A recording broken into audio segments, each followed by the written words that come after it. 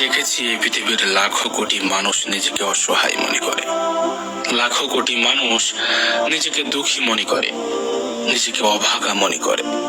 কিন্তু আমি তোমার কাছে একটা ঘটনা বলতে চাই। না, ঘটনা বললে হয়তো একটু ভুল হবে। কিছুদিন আগে ঘটে যাওয়া একটা বাস্তব দৃশ্য তোমাকে মনে করিয়ে দিতে চাই। আমি মনে করিয়ে দিতে চাই অসহায় কাকে বলে। আমি তোমাকে মনে করিয়ে দিতে চাই হতাশা জিনিসটা কেমন। আমি তোমাকে মনে করিয়ে দিতে চাই একজন অসহায় ব্যক্তির দৃশ্যটা কেমন হয়ে থাকে। সিরিয়া অথবা তুরস্কের ঘটনা তুমি হয়তো বা দেখেছো বা শুনেছো। সিরিয়াতে কি হয়েছে, তুরস্কেতে কি হয়েছে, সেটা তোমার অজানার বিষয় নয়। প্রিয় ভাই আমার, তুমি তো নিজেকে অসহায় মনে করো। একবার ভেবে দেখো, সন্তান জানে না তার বাবা মা কোথায় আছে। একবার ভেবে দেখো, সন্তান জানে না তার বাবা মা আদৌ বেঁচে আছে কিনা। একবার ভেবে দেখো, বাবা মা জানে না তার সন্তান আদৌ বেঁচে আছে কিনা। একজন ব্যক্তি বাইরে দাঁড়িয়ে আছে, তার বাবা মা ধ্বংসস্তূপের নিচে নিজের জীবনের জন্য কাতরাচ্ছে। সেই সন্তানের পরিস্থিতিটা একবার ভেবে দেখো, যে চাইলেও সাহায্য করতে পারছে না। তুমি কি তার থেকেও বেশি অসহায়? এটাকে অসহায় বলে। এই পরিস্থিতিটাকেই বলা হয় অসহায়। বাবা মা জানে যে সন্তান নিচে আছে, তবুও সাহায্য করতে পারছে না। আরে তুমি নিজেকে দুর্ভাগা মনে করো? ভাবো, মানুষ জানতেই পারলো না তার কখন মত হয়। রাতে তো ঘুমিয়েছিল এটা ঠিক করে যে কালকের দিনটাই আমি এই করব। রাতে তো ঘুমিয়েছিল এটা ভেবে আমি পরবর্তীকালে এই সমস্ত জিনিসগুলো করব। আমি একটা গাড়ি কিনবো, আমি একটা বাড়ি কিনবো, আমার জীবনটা এত সুন্দর হবে। কিন্তু সকালের ঘুমটা চিরকালের ঘুম হয়ে গেল। প্রিয় ভাই আমার, অসহায় জিনিসটা বোঝার চেষ্টা করো। তুমি তো নিজেকে প্রচুর অসহায় ভাবো। তুমি ভাবো তোমার মতো দুঃখী এই পৃথিবীতে আর কেউ নেই।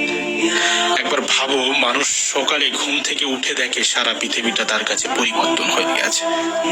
রাতে ঘুমাতে যাওয়ার আগে যে মানুষটা সব থেকে বেশি প্রাউড ফিল করছিল, সকালে উঠে সেই মানুষটা নিজেকে অসহায় ফিল করতে শুরু করলো। রাতে ঘুমাতে যাওয়ার আগে যার কাছে এই পৃথিবীর সকল মানুষ ছিল, ঘুম থেকে উঠে তার দুনিয়াটা, তার পৃথিবীটা কতটা ছোট হয়ে গেল। তুমি নিজেকে অসহায় মনে করো? তুমি নিজেকে দুঃখী মনে করো? দুঃখ কাকে বলে জানো? যখন তুমি তোমার ফ্যামিলিতে একা বেঁচে আছো, আর কোনো সদস্য তোমার কাছে নেই, অথচ গতকাল পর্যন্ত তোমার কাছে সবাই ছিল। হতাশা কাকে বলে জানো?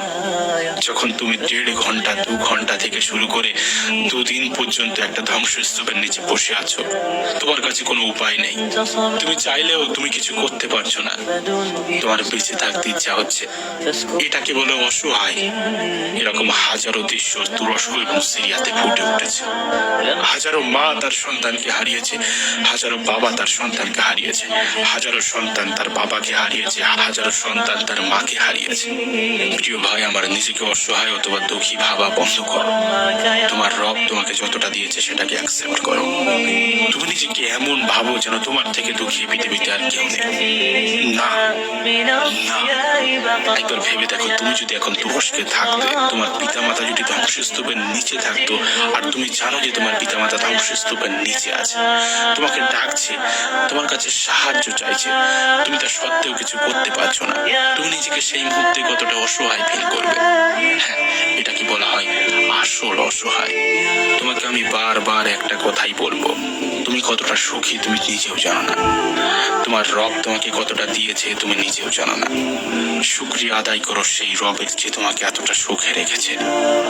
অসহায় তো তারা যাদের উদাহরণ তোমাকে আমি দিয়েছি, যে পরিস্থিতির কথা তোমাকে আমি বলেছি। তুমি কি এতটা অসহায়? তোমার জীবনটা কি এতটা দুঃখের?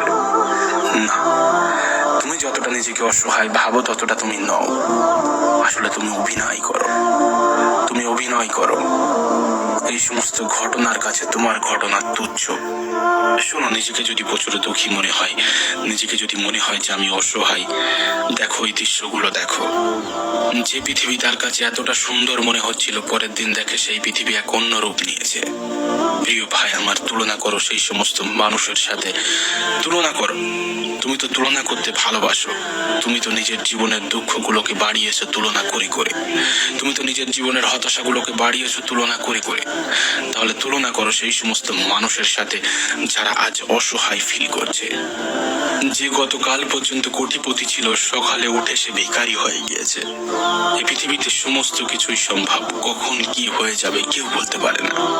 তাই যখন তুমি সুখে আছো সেটাকে সুখ বলে অ্যাকসেপ্ট করো, যেটা সত্য সেটাকে গ্রহণ করো, যেটা মিথ্যা সেটাকে ত্যাগ করো। নিজেকে সুখী অনুভব করানোর চেষ্টা করো। তার কারণটা কি জানো? তার কারণ প্রকৃত অর্থে তুমি সুখী। তুমি যে কতটা সুখী তা তুমি নিজেও জানো না। হ্যাঁ, তুমি যে কতটা সুখী তা তুমি নিজেও জানো না। আর তার থেকেও বড় কথা, তুমি তোমার সুখটাকে অনুভবই করো না।